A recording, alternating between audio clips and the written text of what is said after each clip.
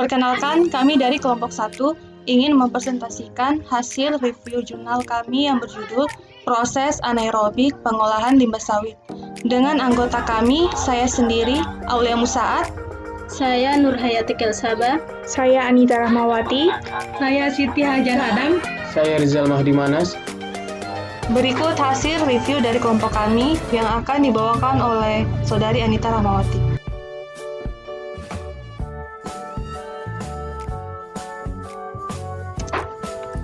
Baik, materi pertama yang akan saya bawakan dari review yang kelompok kami lakukan adalah bagian pendahuluan. Jadi, perkembangan industri pengolahan kelapa sawit di Indonesia pada era pembangunan ini terjadi dengan sangat pesat.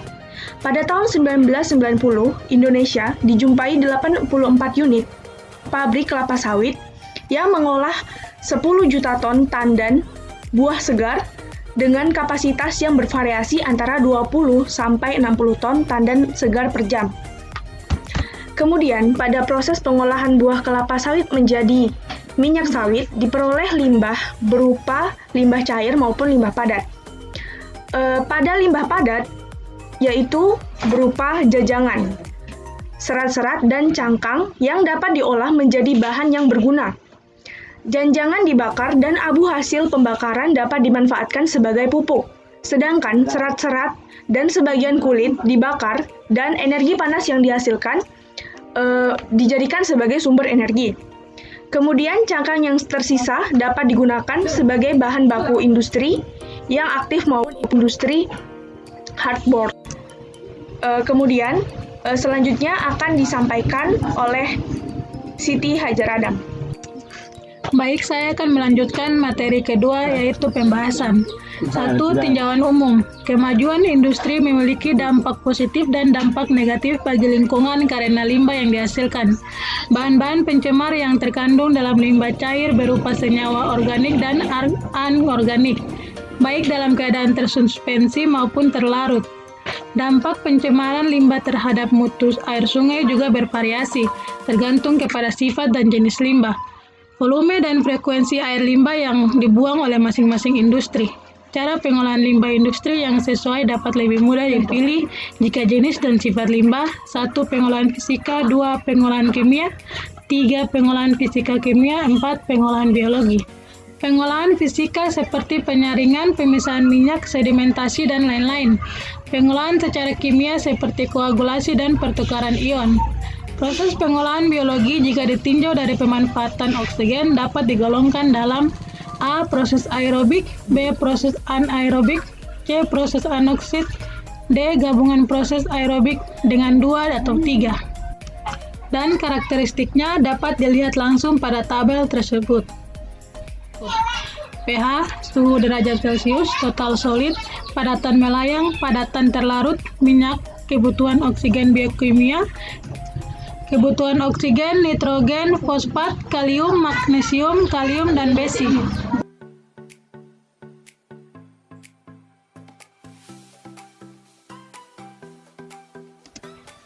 Baik, terima kasih atas waktu yang diberikan kepada saya dan saya akan melanjutkan materi ketiga.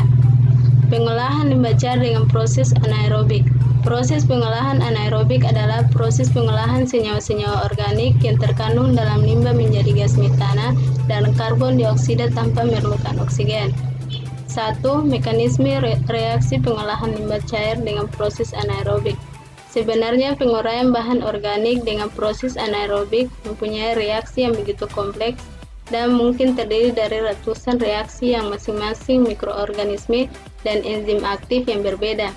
Penguraian dengan proses anaerobik secara umum dapat dibedakan menjadi 2 tahap, yaitu 1. Tahap pembentukan asam, 2. Tahap pembentukan metode. Langkah pertama dari tahap pembentukan asam adalah hidrolisa senyawa organik baik yang terlarut maupun yang tersuspensi dari berat molekul besar atau polimer menjadi senyawa organik sederhana atau monomer yang dilakukan oleh enzim-enzim ekstraseluler. Pembentukan asam dari senyawa-senyawa organik sederhana atau monomer dilakukan oleh bakteri-bakteri penghasilan asam yang terdiri dari subdivisi H atau Ferming bakteria dan aketogenik bakteria asam propinat dan butiran dilurahkan oleh aketogenik bakteria menjadi asam asesa. Pembentukan metana dilakukan oleh bakteri penghasil metana yang terdiri dari subdivisi aketokalistik metane, bakteria yang menguraikan asam asesat menjadi metana dan karbon dioksida dan hidrogen yang berbentuk dari reaksi penguraian di atas disterensi oleh bakteri pembentukan metana menjadi metana dan air.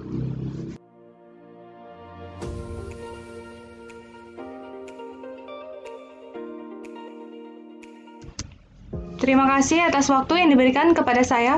Perkenalkan, nama saya Aulia Musaat. Di sini saya akan melanjutkan materi yang keempat, yaitu faktor-faktor yang mempengaruhi proses anaerobik. Yang pertama, temperatur.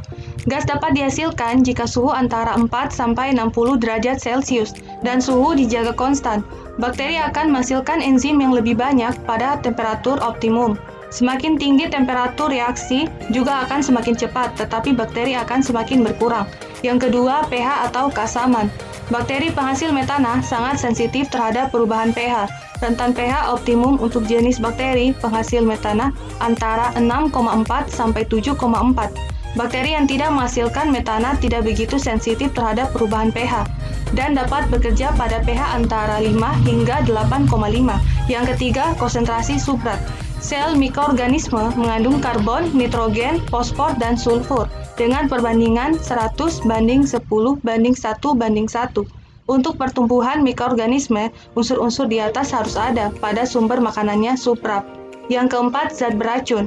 Zat organik maupun anorganik, baik yang terlarut maupun tersuspensi, dapat menjadi penghambat ataupun racun bagi pertumbuhan mikroorganisme jika terdapat pada konsentrasi yang tinggi.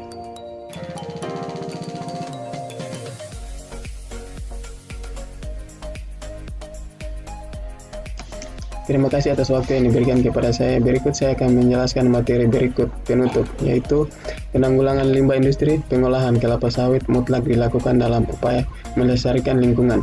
Salah satu upaya penanggulangannya adalah dengan sistem pengolahan biologis dengan proses anaerob. Proses anaerob mempunyai banyak keunggulan bila dibandingkan dengan proses aerob. Antara lain dapat mengolah bahan organik yang lebih tinggi, dapat mengolah senyawa organik melarut maupun tersubstansi. Produk biomasa yang dihasilkan lebih kecil, lahan yang digunakan lebih sempit, serta gas yang dihasilkan dapat digunakan sebagai bahan baku lingkungan besar. Pengaruhnya pada laju pertumbuhan mikroorganisme baik pada proses anaerob maupun aerobik. Faktor-faktor yaitu antara lain temperatur, pH, konsentrasi substrat, dan zat beracun. Demikian hasil review dari kelompok kami. Kurang dan lebihnya kami mohon maaf. Atas perhatian Ibu kami ucapkan terima kasih. Semoga video ini dapat bermanfaat bagi yang menonton. Wassalamualaikum warahmatullahi wabarakatuh. Jangan lupa untuk di-like video ini Dan subscribe channel ini. Dah.